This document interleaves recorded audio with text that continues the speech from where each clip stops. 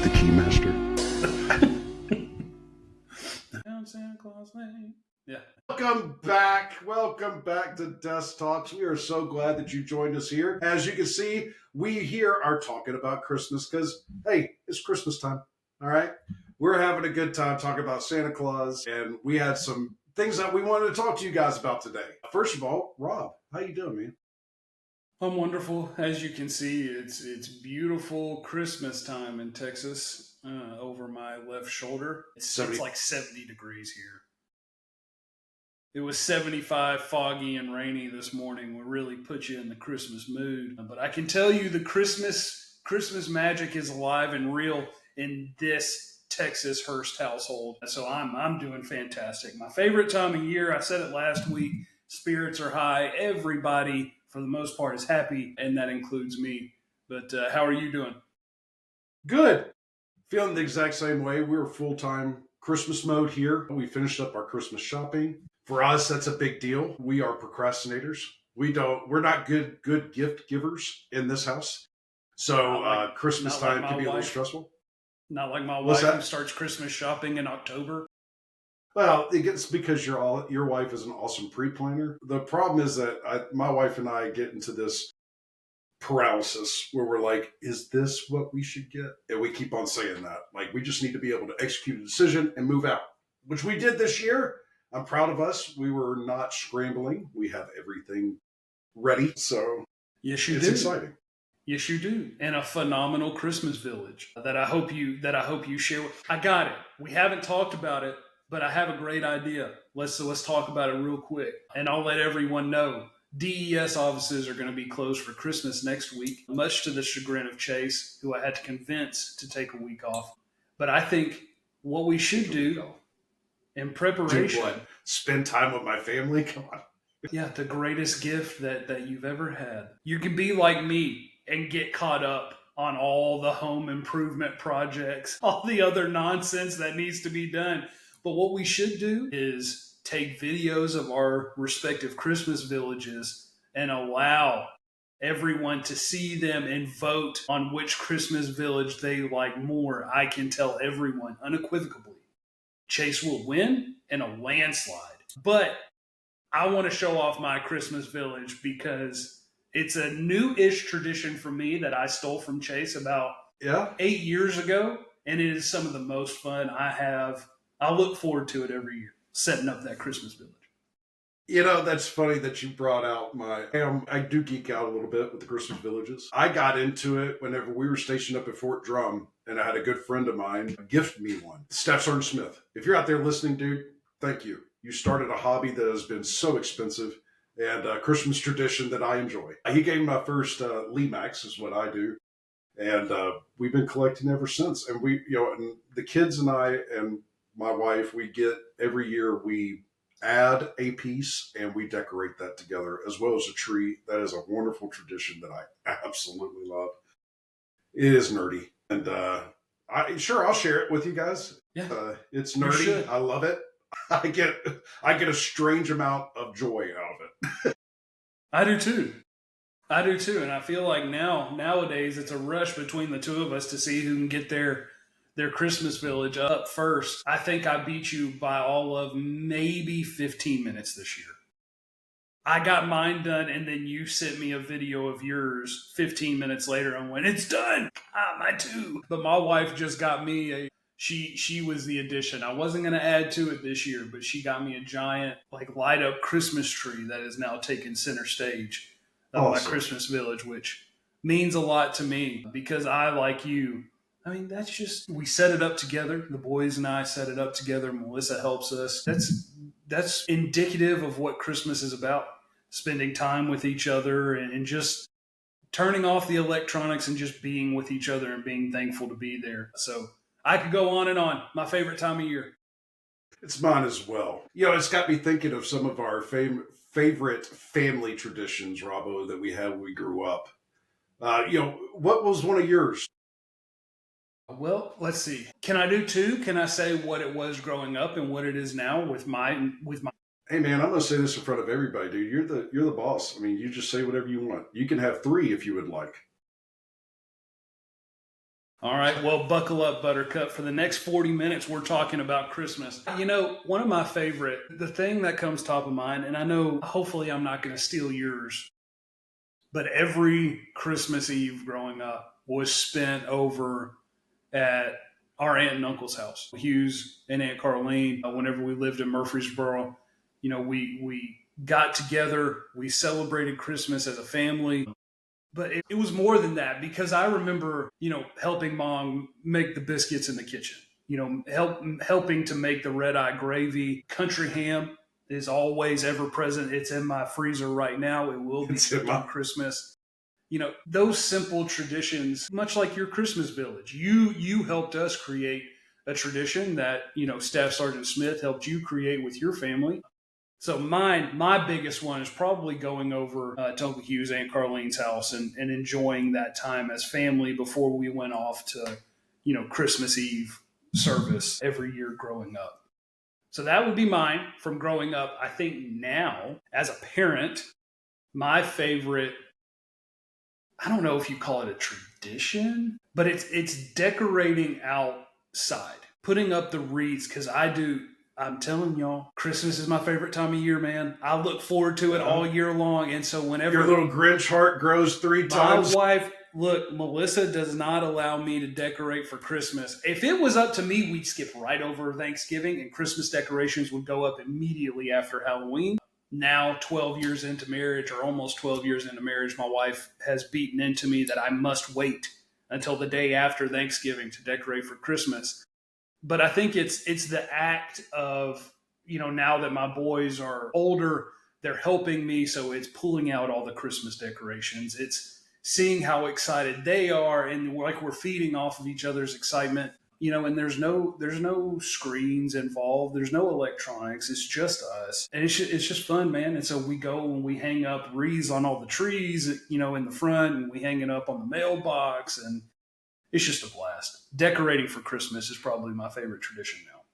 What about you? What are your favorite from growing up, and then your favorite with your family? I got it.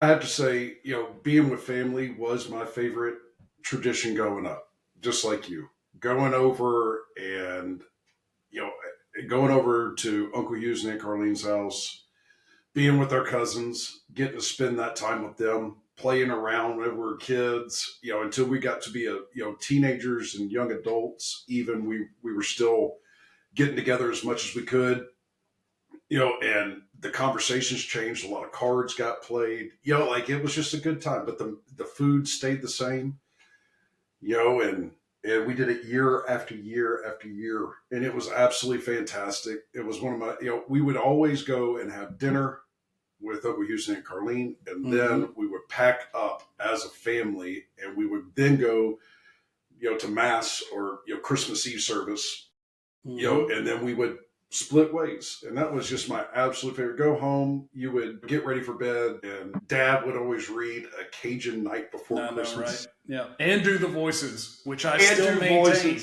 we still maintain in our house. We do as well. Yeah, we still read that one every year. We usually call Dad, now affectionately known as Big Daddy. That's right. We call him, and we get that story. That's one of my favorites. And then Mom always read to us, I don't know if you remember this, but read us the Polar Express every year.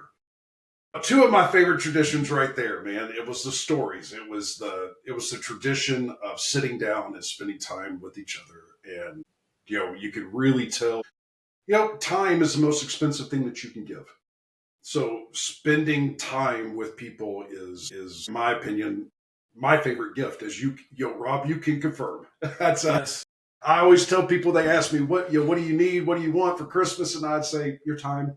Mm-hmm. Set aside 20 minutes on Sunday, you know, or one day a week. Give me a call. Let's catch up. You know, give me that for a year. Give me 52 phone calls. We still have our silver bell from the Polar Express is on our tree right now. So that's a good tradition that I tradition down. Yeah, that's a good tradition that we came down. We had Elizabeth and I up at Fort Drum had a unique opportunity. And if anybody's on the Eastern Seaboard up in the Adirondacks, I hope you take advantage of this. But they have a Polar Express that runs to the Adirondacks, and the kids get a bell and a cup of hot cocoa. We were able to take them on that whenever they were younger and just had an absolute blast. They take you up through the mountains, all the way up to where they have the North Pole set up, where you can get out and take pictures with Santa. Unfortunately, our kids were under the age of 4, both of them, whenever we went and did it. So they don't have a lot of memory of it, but putting up the bell, I have a memory of it, and that's what matters. My wife has a memory of it. That's what matters. Yeah, you're not wrong.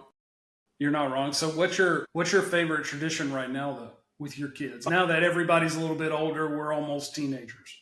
So, I kind of teased it last time. My wife runs a home bakery, for people that, are gluten intolerant and have allergies.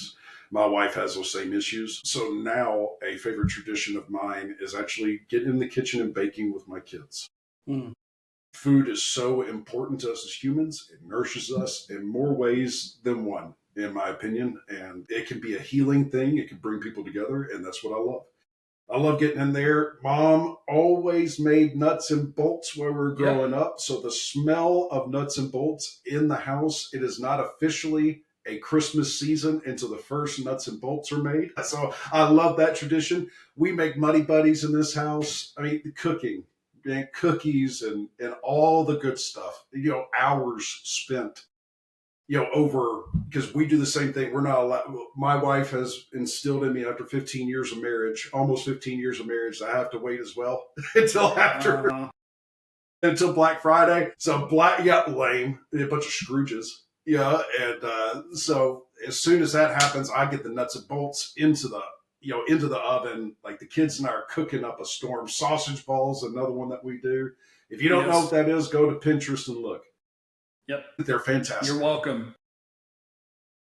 All right, now that we jabbered on enough about Christmas traditions, if you do not celebrate Christmas, hey, good for you. We do in this house, so if that offended you, good. It's good to be offended at least once a day. So, if you, to move on from Bill's character. Bill's character, man. It helps you with your resilience. So moving on from that, let's. What do we got today? Man, I saw something in the news yesterday that just broke my heart. I know we said we weren't going to touch on it too much, but what we did want to say as a company, as a team, we want to say that our hearts go out to everybody that was affected up in Madison, Wisconsin, with that shooting. Our hearts just go out. Rob and I are very big into feel your feelings. Man, that would hurt a little bit. Every time it happens, it hurts just a little bit more. Hearts go out. We hope that the healing process begins quickly and you guys are able to heal as a community and move forward quickly. We do know that it's hard. It's easier said than done. Anything else, Bub? I very well said. I'm trying not to get myself started. I went on a good 30-minute diatribe before we even started this morning. But yeah, I agree. Senseless act and really all thoughts and prayers. Just I'll take a minute out of my day today, say a quick prayer to the family and the children impacted by that. Yeah, prayer for healing up in Madison. Is the line that you can call if you need help. Mm-hmm. There's no shame associated with that. Everybody needs help sometimes. Whether that be emotional, financial, whatever, it doesn't matter. Everybody needs help. 988 is who you can call to get some help with that. And with that, that's all we're going to say on that subject. We're going to move on to something a little bit different. I feel like the hand before you kicked it over to me was, hey man, say your piece, but keep it short. So keep it short. Thank you. Well said. What else you got for us? You shared something else that I wanted to talk about that I don't have a good grasp on, but you were sharing with me something about like quantum computing and what all that means. Can we talk about that? Oh my gosh. Yeah, well, I mean, the crappiest part of it, we record this on Tuesdays, right? So we release on Thursdays, and we try to comb through for the week. We try to come up with some news that, just to broadcast it, because we realize that not everybody watches the news, okay, because it is depressing, right? So if we could bring something to you that we find interesting and bring it to your attention that we think that will benefit you. One of those things that Rob is talking about is I was surfing the internet the other day, yesterday actually, came across an article that Google, the headline was Google, what was the headline? Google confirms possibility of multiverse.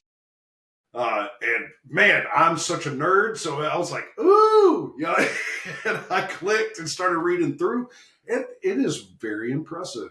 I mean, I sent you that article. You see, it's about quantum computers. Yep. And I don't completely understand it. So if you're out there listening to us and you understand quantum mechanics, good for you. We're very happy for you. I want to talk to you about it, but I don't want to talk to you about it because it hurts my head. But from what I understand, it's that they put an input in, right? And the output took 5 seconds, and that surprised them because the quantitative or the computing power needed under our now historical abilities, it would have taken something like 5 quadrillion billion word, a number that is mythical in my mind. Yeah.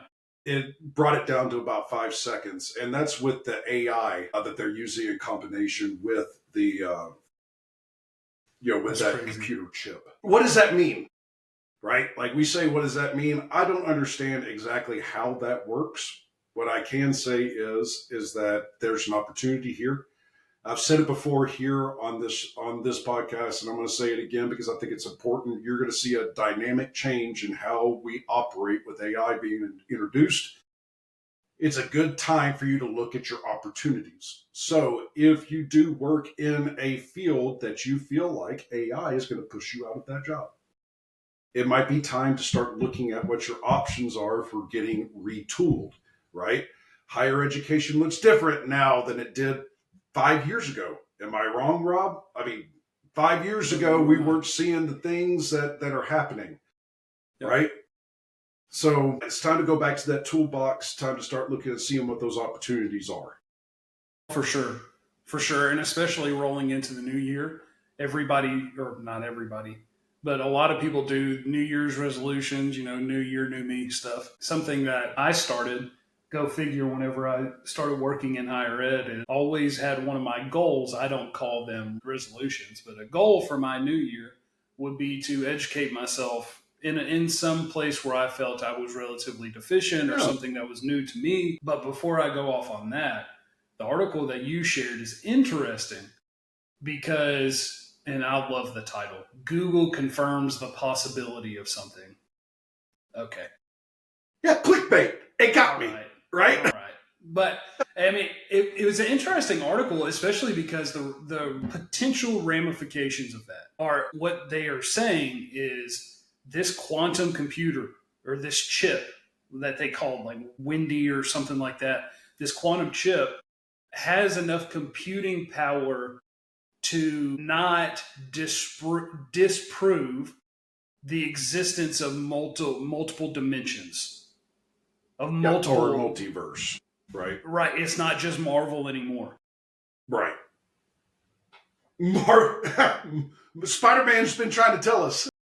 Hey man, Ant-Man did it first, right? And so here we are.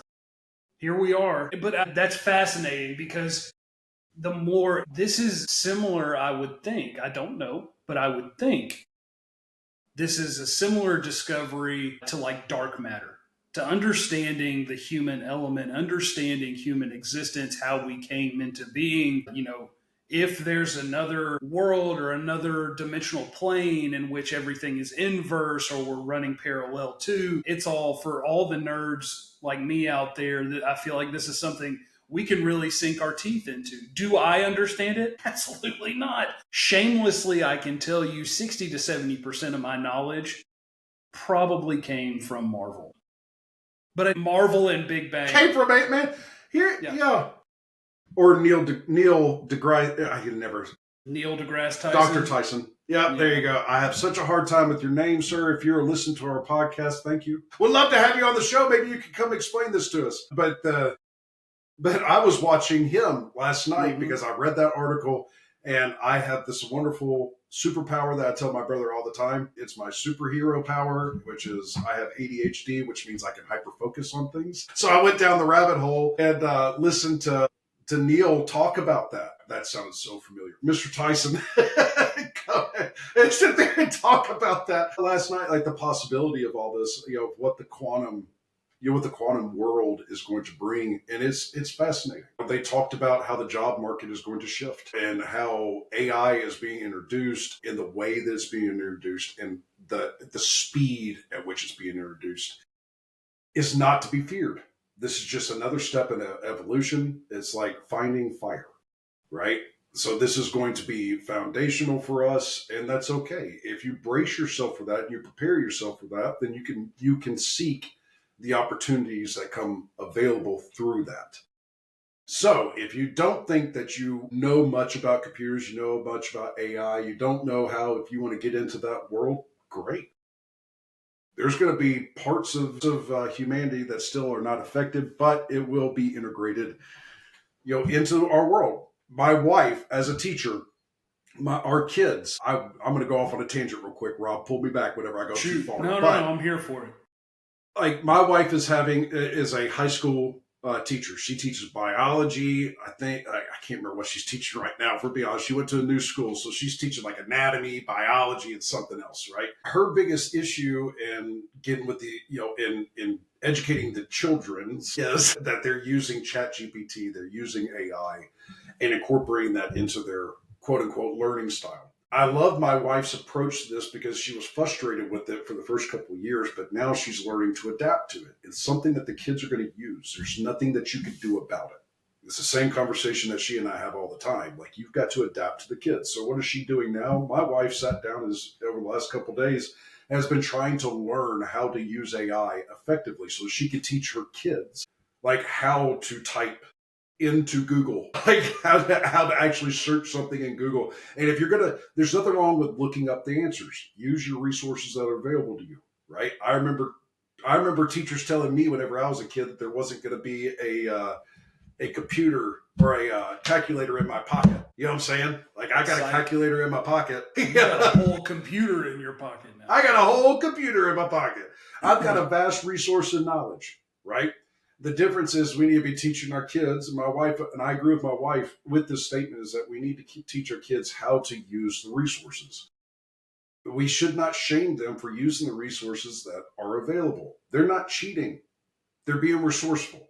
Change your scope. Look for the opportunity. And if I can, I think what you're trying to say, or my big takeaway from what you would call a tangent, is all this is new and people are scared of new because they don't understand it. Yes. Instead of being scared by AI and what that brings into the workplace and how that can replace you, understand how to utilize AI and leverage that resource and use it as a tool to further your career, further, I don't know, how you write, how you write to people. Write like I talk. And so for better or worse, it is what it is. But, running an email through ChatGPT and seeing how just a simple change in tonality elicits a different response from someone. I mean, that's using AI effectively, using AI in marketing, what have you. But with this discovery from Google and this quantum computing, I mean, you're opening up a whole new world of relativity for AI over the next decade that can be scary, because the reality of the situation is AI is smarter than us.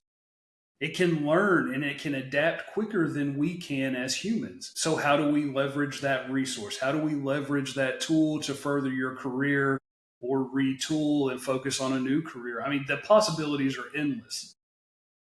I am going to take something from somebody that is probably not the right place to put it here, but I'm going to put this here.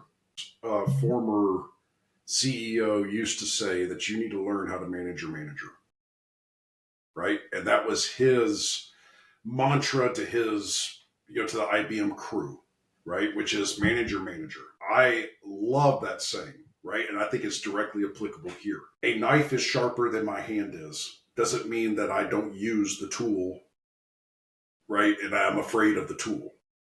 AI is a tool. AI is a tool. It is sharper than you are, right? But doesn't mean that you are still in control of it as long as you understand it, right? So I understand the knife and how to use a knife. I was trained by my parents on how to use that knife and how to cook for myself and how to use that knife. Just like that, we have to learn how to use AI, crawl, walk, run, crawl, walk, jog, run, and take your time with it. Learn. Those who do not adapt eventually get overtaken. So don't be that person. One of my favorite posters. My favorite poster I ever had hanging on my wall whenever I was stationed in Fort Lewis up in Washington was a poster of a penguin, and it said conformity. And there was a line of penguins crossing this ice field, and then there was one penguin there shivering and cold. And the saying was, it's the penguin who doesn't conform that gets left out in the cold. I can say with beyond a shadow of a doubt, for those who are pushing away from AI and don't want to integrate that into the workplace, believe you me, your way of thinking is antiquated. We do this with everything. We did it with computers, and look at us now. We did it with cell phones. Look at us now. For better or worse, it is part of the workplace. The sooner we embrace the AI and leverage that resource, like Chase said, leverage that resource, the better off I think we're going to be. And the last thing I want to say about it is, if you're looking for a roadmap for what this quantum computing looks like and how it can really integrate into our life, I encourage you to go back over Christmas, rewatch a film or watch it for the first time called Hitchhiker's Guide to the Galaxy. I think it could really help reframe your mindset. Don't forget your towel. That's right. And just enjoy it. But I'm waiting for that. I say that jokingly, but I'm waiting for us to get to the point with this quantum computing where we can put into like ChatGPT or whatever, what's the meaning of life? What is the purpose of human? Ultimate question. Yeah. And I swear, if it spits out to me 42, we're all going to reflect on this podcast, December 17th, the year of our Lord 2024, and say, man, Rob had it right. It's like one of my absolute favorite movies of all time. Oh, I absolutely love that movie. I'll watch it in sickness and in health. It's a great one. So many life lessons wrapped up in such a great, hokey, B-rated film. Kidding.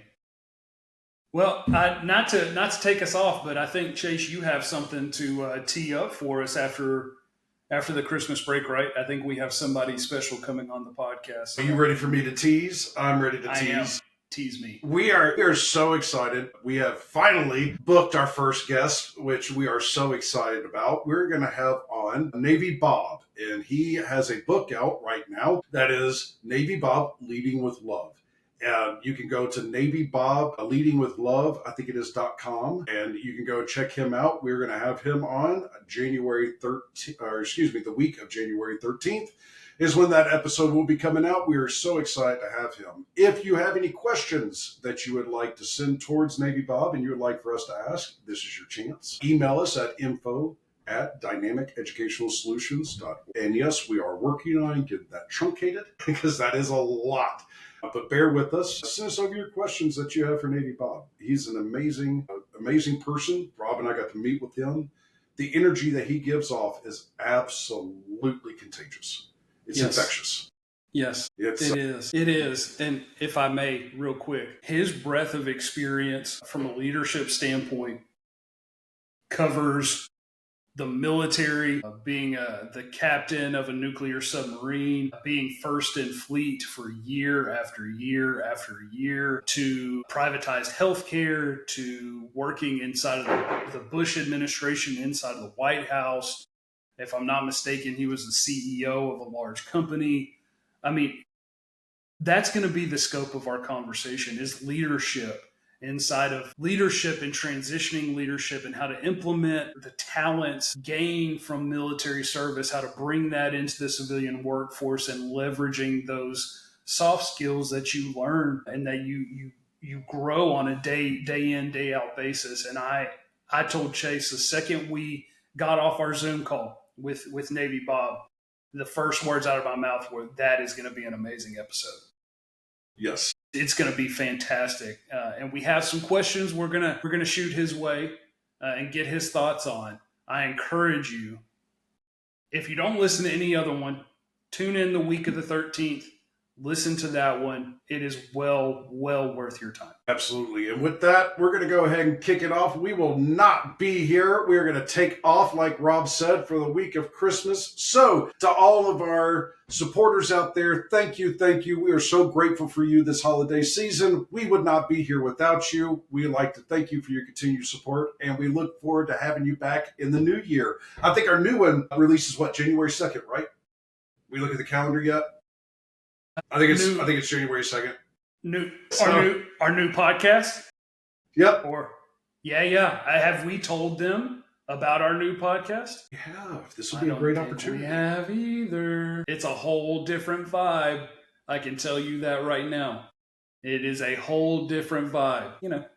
Mom, maybe sit that one out. But I'm looking forward to it. Tell them if you want to or don't tell them. I'm all about being teased. So yeah. Be on the lookout. January 2nd, we have new stuff for you. Make sure you go check out our website. We did have that revamped there right after Thanksgiving, leading into December. We had a revamp of our website. If you have not checked that out, it is www.dynamiceducationalsolutions.org. You can click on it here or there, and the links above or below, and you can reach us there. Shoot us a line at info@Dynamic Educational Solutions if you have anything that you would like to ask Navy Bob, or if you want to ask us. We look forward to seeing you guys in the new year. Merry Christmas. Happy New Year. Merry Christmas. Skadoodles. Stay minimally professional. There you go. Stay minimally professional, my friends.